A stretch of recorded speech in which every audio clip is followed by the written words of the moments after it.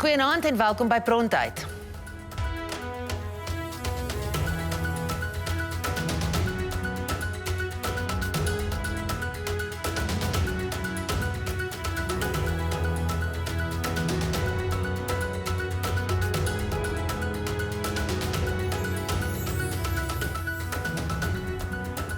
Twee weke gelede het president Cyril Ramaphosa 'n laatnagaankondiging gemaak dat die ANC die Grondwet gaan wysig om onteiening sonder vergoeding moontlik te maak.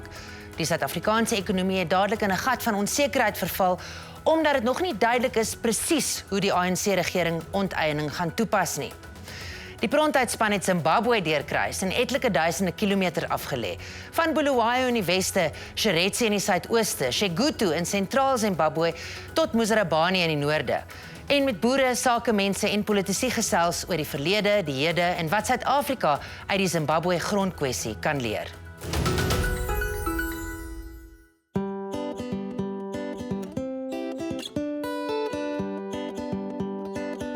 Our family farm started in a town called Karoi that they managed to sell before all the problems happened, and they bought a big farm in the Chimani district. They were forced off to get off to give way for this land reform. We did have the ranch at Nyamanshobho. We had about 5,000 hectares there, which was all acquired. And here there was a challenge and we almost lost half of it. But by negotiating with them, people that were responsible, we managed to hold on to what we've got left. When Zimbabwe was faced with that crossroads of resolving the issue, then first of all, the British government backed out of what they'd undertaken and promised to do. That left people shortchanged. That left people squabbling over something without the resources to solve the problem. Then, unfortunately, it became politicized by political parties who saw an opportunity to get support from people who may have been disenfranchised from the land. And so it became a political squabble rather than logic. Zimbabwe went through a challenge where we had to address the land issue. There was no defined script. As we pursued that objective as a nation, we realized that it was founded on color. And we all believed that the white man was no good in Africa. And yet, with fusion and the expansion of education, it became clear that it is not the white man, but the system which then was deployed is what we must focus. And to fight it, we need each other. Africa needs both of us, black and white, in partnership. We've had obviously the change in Robert Mugabe changed very soon or recently. So it's been tough. It hasn't been easy. It's been very political. Land has been an issue. Being white in Zimbabwe has been an issue. So it's been difficult. I mean, the country is very poor at the moment. The economy is very unstable. The money is the cash has changed between Zimbabwe dollar and the US dollar. So the political issue it's been difficult. It hasn't been easy. The land transformation. On day one, we didn't take the right road. It was now fighting for the most fertile land, minus skills. It affected us, yes, because we lost some of the land that we were producing on. So that production has gone away. It also affected us in that the raw materials that we need and use traditionally were produced in Zimbabwe.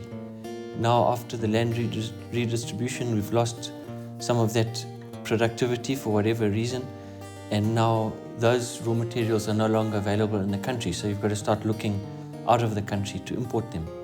Because there was this major threat to us, we did very little capital development. No new irrigation or new tractors or anything was done for 15, 16 years, until we got assurance from the minister that we weren't a target for land redistribution, and that what we were doing on the farm with the dairy and processing some of that milk into milk and cheese for the shops gave us the inspiration to say, right, well, you know, we can't carry on with broken old tractors and broken old milking machines. We've got to change mindset and start reinvesting in the farm. So the government promoted the policy of public-private partnership. This land is owned by the Zimbabwe government, but we are talking about the utilization of this land. Utilization means deploying the land for the benefit of mankind. You have your skills, working the land for the benefit of our nation, our national economy, our gross domestic product, because we are fortunate that the climate here is wonderful. So we are now saying, we have now transformed, we have now graduated. The land belongs to the government. Government will make it available to anyone who can use it in a productive manner. We don't want absent landlords. We don't want people to claim that I've got so many hectares and doing nothing. The government is saying, if you access land, deploy it for the betterment of mankind. So land is owned by the government, but use is open to Zimbabweans and investors under an enabling environment.